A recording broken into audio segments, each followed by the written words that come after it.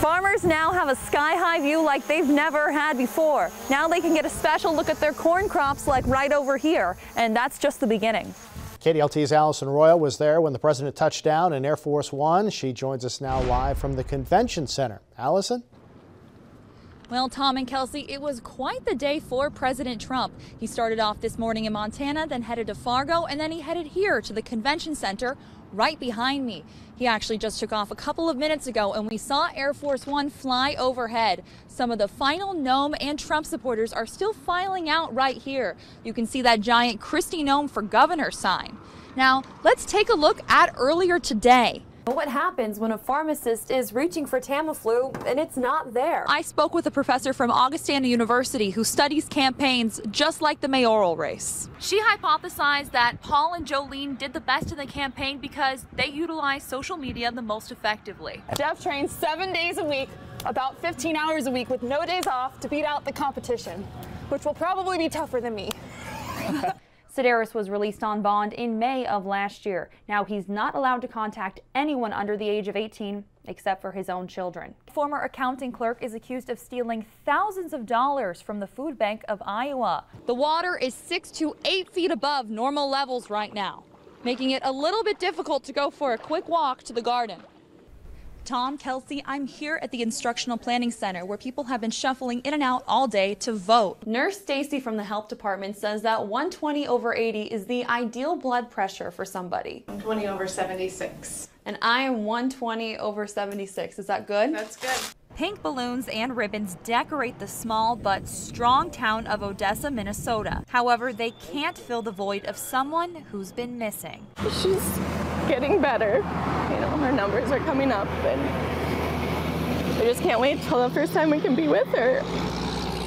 5-year-old Bella Rademacher, known around here as Princess Bella, has been fighting a rare form of liver cancer. She's endured 9 rounds of chemo and a liver transplant. She hasn't been home for a long, long time. Bella was supposed to undergo another round of chemo this week in Sioux Falls, but then her long-awaited prayers were answered. Doctors at the University of Minnesota say her liver transplant, along with a less common form of chemo, have worked faster than expected, so they gave her the all clear to head home. Bella was ready, and home was ready for Bella. We live in a great community with lots of support, and it means the world to everybody. Motorcyclists plus sheriff's departments and fire departments from Minnesota and South Dakota geared up. An entourage escorted Bella and her family all the way from Clear Lake, South Dakota to Odessa, stopping traffic to make their trip as fast and smooth as possible. During the hour-and-a-half long journey, neighbors far and wide cheered for Bella from the sidelines. Sirens lit up on the final leg, leading Bella to where she belongs, home. It's unreal how much support people have come out to show. You don't believe it until you're there. I cried. It was amazing. Through the miles and smiles on the road to recovery, Bella's aunt says there's only one word to describe the sense of community. Unreal. In Odessa, Allison Royal, KDLT News. I keep telling myself I'll be able to do it, I can do it, I can do it.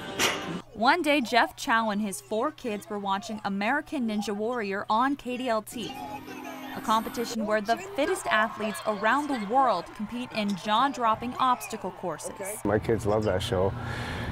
And one day, my kids are like, "Dad, you can do that." I was like, you know what, I know I can. Jeff could show anybody the ropes to fitness. With his family support, he decided to submit an audition tape to American Ninja Warrior. About 2 years later, the athlete got the call that changed his life forever. I just hope I don't get too emotional up there, because when I got the call, it was pretty emotional for me and my family, just because I waited for so long. Now the Sioux Falls father is training relentlessly to be crowned the next American Ninja Warrior, and he's setting the bar high. Jeff trains 7 days a week, about 15 hours a week with no days off to beat out the competition, which will probably be tougher than me. It's pretty exciting, emotionally exciting, of course. Jeff has worked tirelessly. He has an incredible support system. However, things weren't always so easy for Jeff. I've always been made fun of my entire life, so I've always been told I'm not be able to do things. Jeff says now is his chance to prove those people wrong. I don't sleep at night because of it. It's just a surreal experience. It's a once-in-a-lifetime deal. Instead of focusing on those who doubted him over the years, Jeff is focusing on those that lift him up, win or lose. In Sioux Falls, Allison Royal, KDLT News. It's crazy. No words. It was a phone call that Doon Mayor Tim Mantell wasn't expecting early this morning. Nearly 30 train cars carrying oil are now in this water. Early this morning it derailed and stuff, and there's a lot of oil going into a pond. Officials evacuated the 4 homes close to these train cars. However, this is just the beginning. If the wind starts blowing in the opposite direction at any point, it could be dangerous. Officials are considering evacuating everyone within a 2-mile radius, which is essentially the entire town. The smell of oil is overwhelming out here in Doon, Iowa. Several roads are closed off to the public, like this one that I'm on right now. At this time, the Lyon County Sheriff believes flooding was a contributing factor and that the train engine was fine. No one was hurt, including the conductor from Burlington Northern Santa Fe Railway Company. One family woke up around 4:30 this morning. They saw reflectors in the water and called 911. It's unreal to me because this thing doesn't really happen very often, and it's a once-in-a-lifetime thing. Tonight, Mayor Mantell is warning everyone to stay away. The big thing is, please, just people stay out of town. The Lyon County Sheriff tells me they have quite the job ahead of them. They expect it to take all weekend to clean up those cars carrying oil in the water right behind me. In Doon, Allison Royal,